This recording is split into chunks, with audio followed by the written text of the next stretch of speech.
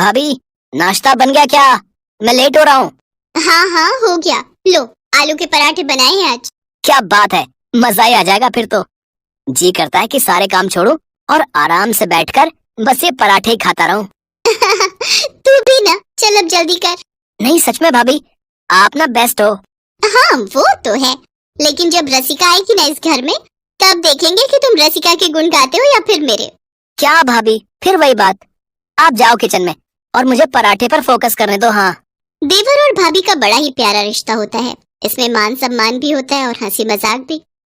सरिता की शादी किशोर से हुई थी और राहुल उसका देवर था। किशोर और राहुल की उम्र में 10 साल का बड़ा अंतर था। जब राहुल छोटा था तभी उसके माता पिता का देहांत हो गया था। उनके जाने के बाद पहले किशोर ने और फिर भाभी बनकर आई सरिता ने राहुल को अपने बेटे की तरह पाला था। सरिता और किशोर की कोई औलाद नहीं थी, इसीलिए उन्होंने अपना सारा प्यार राहुल पर ही लुटा दिया था। राहुल मजे से पराठे खा रहा था कि तभी किशोर वहां आया। हाँ भाई, क्या बनाया आज? आओ भैया और मिलो वर्ल्ड की सबसे बेस्ट शेफ से, आलू पराठा स्पेशलिस्ट 10 सरिता भाभी से। मस्का लगाना तो कोई तुझसे सीखे। और बता क्या चल रहा है? कुछ नहीं, बस अगले महीने एग्जाम और फिर नौकरी की तैयारी। गुड। आज अगर माँ बाबूजी जिंदा होते तो कितने खुश होते। बस तू जल्दी से अपना काम धंधा शुरू कर, फिर हम रसिका को ले आएंगे पूरी धूमधाम से। क्या यार भैया, जब देखो वही बात। आप पराठे खाओ ना, और मुझे भी शांति के साथ पराठे खाने दो। अब ये शांति कौन है? उसके लिए भी पराठे पैक करवा दूं क्या? चुप हो जाओ आप दोनों।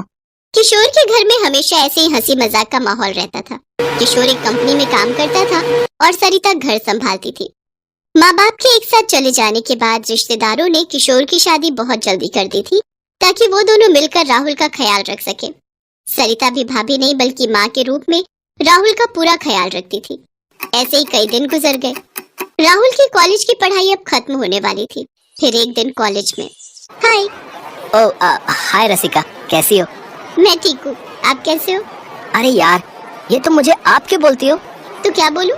तुम बोलो ना, जैसे मैं तुम्हें बोलता हूँ। मैं आपको तुम बोलूं? फिर वही बात। अच्छा खैर छोड़ो, अंकल आंटी कैसे हैं? वो बढ़िया है। आप बताइए, भैया भाभी कैसे हैं? हाँ वो भी मस्त है।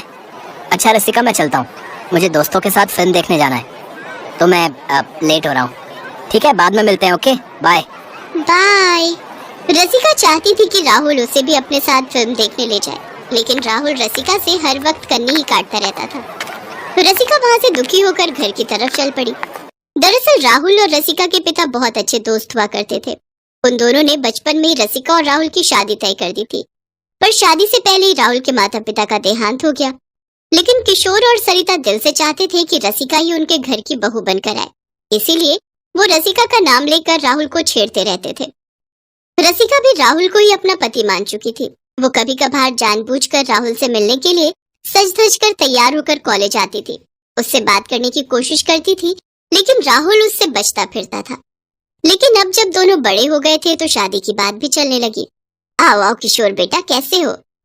नमस्ते आंटी जी, मैं ठीक हूँ। नमस्ते आंटी जी, आप कैसी हैं? मैं भी ठीक हूँ। रसिका, ओ रसिका, जल्दी आओ, देखो तुम्हारे जेठ जेठानी आए हैं। अपनी माँ की आवाज सुनकर रसिका फूली नहीं समाई।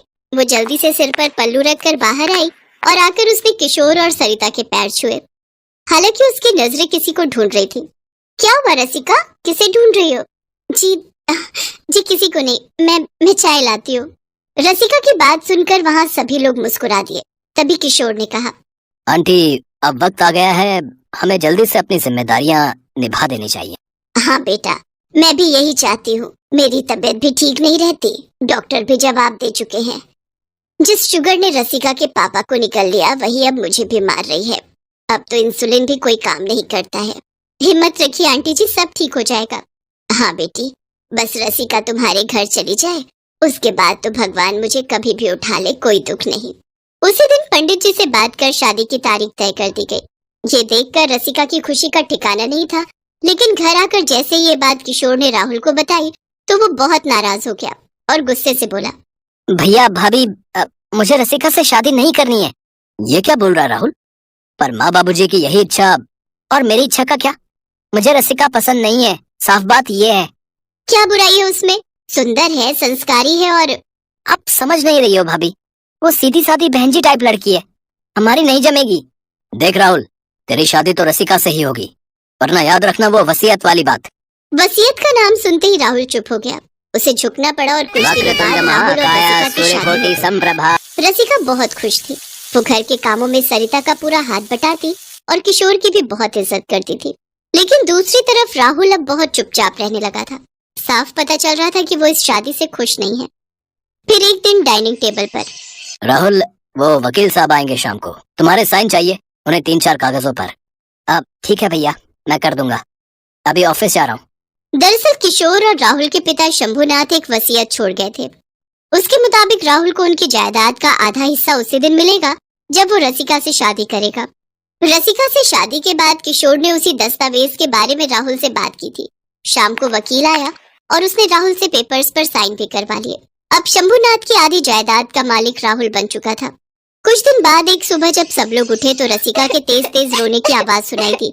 उसके हाथ में एक चिट्ठी थी जो राहुल उसके लिए छोड़कर कहीं चला गया था। उस चिट्ठी में राहुल ने लिखा था कि वो रसिका से शादी करने से पहले एक दूसरी लड़की से शादी कर चुका था जो पहले से ही उसकी गर्लफ्रेंड थी, और उसने सिर्फ अपने पिता की जायदाद पाने के लिए रसिका से शादी की थी और अब वो अपना सारा हिस्सा लेकर अपनी पहली पत्नी को साथ लेकर विदेश जा रहा था। किशोर ने फौरन राहुल को फोन किया, मगर राहुल ने उसका फोन नहीं उठाया। उल्टा ये मैसेज कर दिया कि अब से उसका ना तो रसिका से कोई रिश्ता है और ना ही किशोर और सरिता से। ये क्या किया राहुल, ऐसा कैसे कर दिया तूने? जरूर हमारी ही परवरिश में कोई कमी रह गई होगी, वरना वो कभी ऐसा नहीं करता। नहीं भाभी, आप अपने आप को मत कोसो। मेरी किस्मत खराब है जो मेरे आते ही ये घर टूट गया। रोती बिलखती रसिका को किशोर और सरिता ने सहारा दिया। राहुल के धोखे की बात रसिका की माँ बर्दाश्त नहीं कर पाई और वो भी चल बसी। इस बात को कई महीने गुजर गए। अब तो राहुल ने विदेश में जाकर अपना नंबर भी बदल लिया। इधर रसिका ने भी एक ऑफिस में नौकरी शुरू कर दी। धीरे धीरे पूरा साल गुजर गया, लेकिन राहुल लौट कर नहीं आया। किशोर और सरिता समझ गए थे कि अब राहुल कभी नहीं लौटेगा। फिर एक शाम जब रसिका अपने ऑफिस से लौटी तो वो हैरान रह गई। किशोर और सरिता उसके कलीग हरीश के साथ बैठे थे। हरीशिया? हाँ रसिका, हरीश को हमने ही बुलाया है। रसिका, हरीश से हमारी फोन पर बात हुई थी। ये तुम्हें पसंद करते हैं और तुमसे शादी करना चाहते हैं। पर भाभी, ये नहीं हो सकता। क्यों नहीं हो सकता? जब राहुल अपनी जिंदगी में आगे बढ़ गया तो तुम कब तक उसके इंतजार में बैठी रहोगी? मैं सिर्फ भाभी नहीं हूँ तुम्हारी, आंटी के जाने के बाद अब मैं तुम्हारी माँ भी हूँ और मुझे हक है तुम्हारा अच्छा बुरा सोचने का। तुम बस इतना बताओ कि हरीश तुम्हें पसंद है या नहीं। भाभी, रसिका कोई जवाब तो नहीं दे सकी, लेकिन उसके आंसू उसके दिल का हाल बयां कर रहे थे। उसकी भावनाओं को सरिता ने समझ लिया और फिर, रसिका, भले इस घर में तुम मेरी देवरानी बनकर आई थी, लेकिन अब तुम मेरी बेटी हो। राहुल के किए की सजा मैं तुम्हें नहीं भुगतने दूंगी। तुम्हारी शादी हरीश से होगी। मैं और तुम्हारे भैया इस बार तुम्हारा कन्यादान करेंगे। और हाँ, हमेशा एक बात याद रखना, तुम्हारा इस घर के साथ नाता कभी नहीं टूटेगा। ये घर हमेशा तुम्हारा मायका रहेगा। इतना कहकर सरिता ने रसिका को गले से लगा लिया। रसिका रोए जा रही थी, लेकिन उसे ये विश्वास भी हो गया था कि अब इसके बाद उसे रोना नहीं पड़ेगा, क्योंकि ना तो वो अनाथ थी